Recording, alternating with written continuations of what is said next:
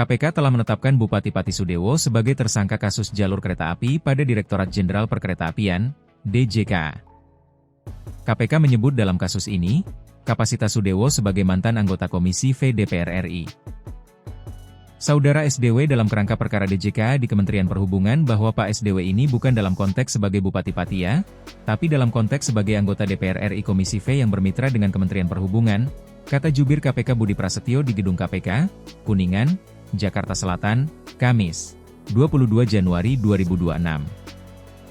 Budi menjelaskan, saat menjabat anggota Komisi V DPR, Sudewo berperan melakukan pengawasan, termasuk proyek DJK.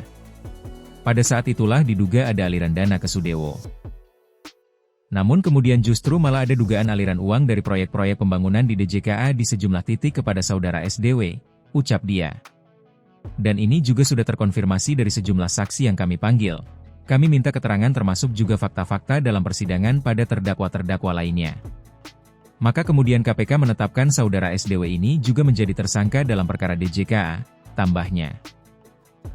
Sebelum menjadi tersangka kasus jalur kereta api pada DJK, Sudewo lebih dulu terjaring operasi tangkap tangan, OTT, KPK. Dia kemudian ditetapkan sebagai tersangka kasus jual beli jabatan. Selain Bupati Sudewo, 3 kepala desa, Kades, ikut ditetapkan sebagai tersangka kasus jual beli jabatan.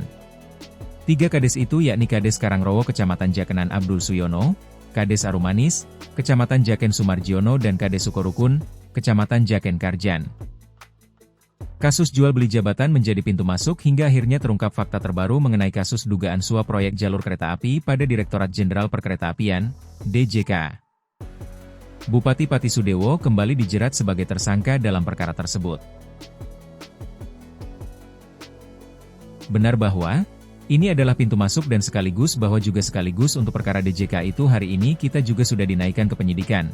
Ya begitu, jadi sekaligus. Iya, Sudewo sudah ditetapkan sebagai tersangka.